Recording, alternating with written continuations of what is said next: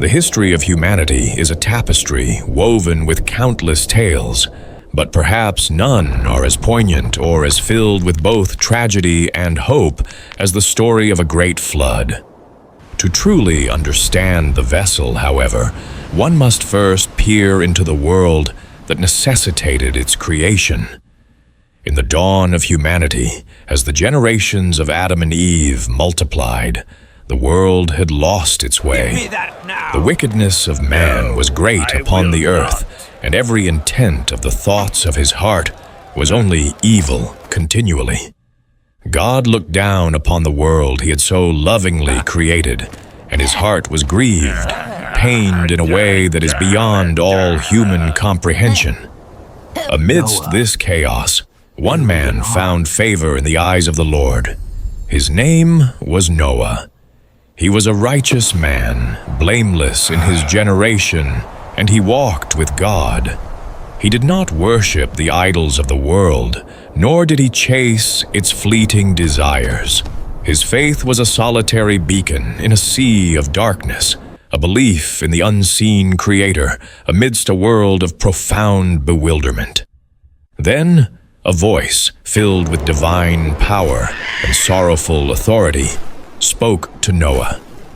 "I will blot out man whom I have created from the face of the land," the voice declared, "for I am sorry that I have made them. But you, Noah, you have found favor in my sight." God spoke to him of a great deluge to come, a flood that would erase every living thing from the face of the earth. Yet, with the decree of destruction came a promise of salvation. God commanded Noah to construct a vessel. "Make for yourself an ark of gopher wood," he instructed, "with rooms inside, and pitch it with pitch inside and out. The length of the ark shall be 300 cubits, its width 50 cubits, and its height 30 cubits. You shall make a roof for the ark, and a door in its side, and you shall make it with lower, second, and third decks." And so Noah, a man who was no shipbuilder, a man with no experience in constructing monumental works, set about a project unlike any mankind had ever witnessed. He became the architect of faith, entrusted with a task that seemed utterly insane to the world around him. Years turned into decades. Day after day, Noah and his sons, Shem, Ham, and Japheth, labored relentlessly. They were not merely building a vessel. They were constructing a symbol of unyielding loyalty and trust. The people around them looked on with mockery and scorn. They scoffed. "What is this foolishness, old man? There is no sea for miles. You are building a boat on dry land." They had never seen rain, and the very concept of a flood was an absurd joke to them. Noah did not respond. He understood that the world did not believe what they could not see, but he did. He believed in the Word of God, even when it defied all logic and every worldly notion. He spent a century completing this grand work, 100 years of unwavering patience.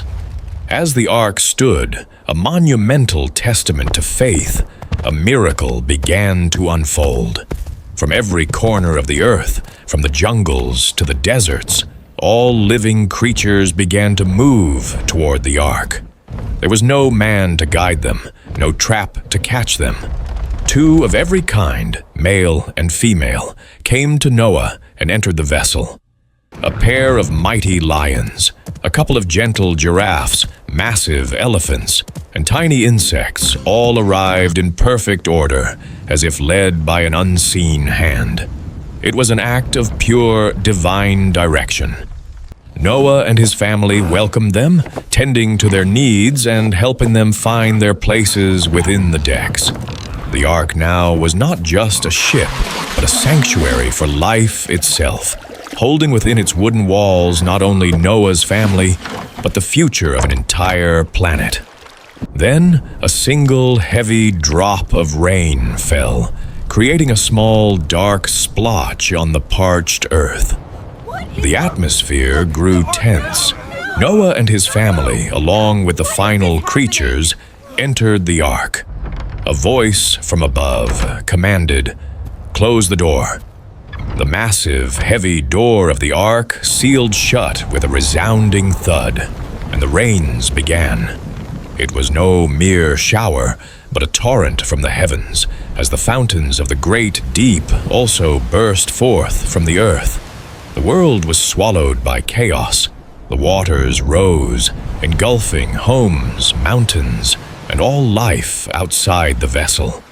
The ark itself, a small speck in a raging sea, was lifted and tossed about, yet it remained steadfast amidst the devastation. The rain continued for 40 days and 40 nights, and the waters prevailed on the earth for 150 days.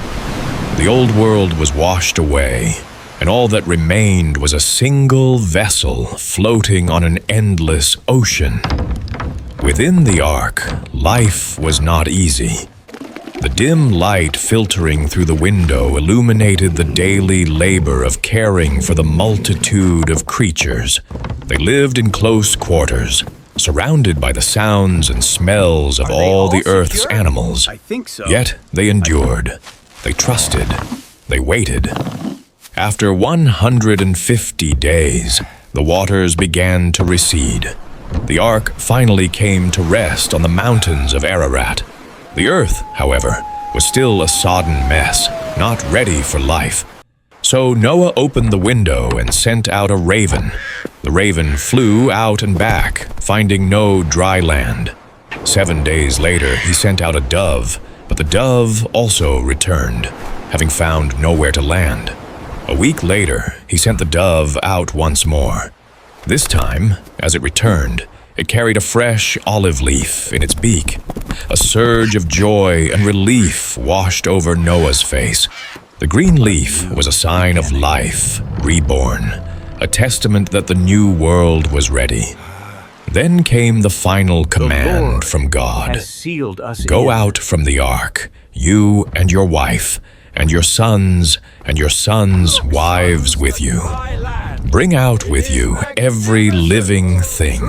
The great door of the ark creaked open, and a brilliant golden light spilled inside. Noah and his family stepped onto the dry earth, inhaling the fresh, clean air. The animals poured out, running, flying, and leaping onto the renewed land. The first thing Noah did was not to build a home, but to build an altar to the Lord. He offered a sacrifice as a testament to his gratitude for God's salvation. As the smoke from the offering ascended, a magnificent arc of color appeared in the sky. God spoke again. I establish my covenant with you and with your descendants after you. I will never again destroy the earth by a flood. This rainbow is the sign of the covenant between me and you and every living creature on the earth for all generations to come. The story of Noah is more than just a tale of a flood. It is a timeless narrative of loyalty, obedience, and unyielding faith. When the whole world turned away, Noah stood firm, believing in a promise he could not see. He was the unlikely architect of faith, and in his obedience, he built a new beginning for all of creation from the ashes of the old.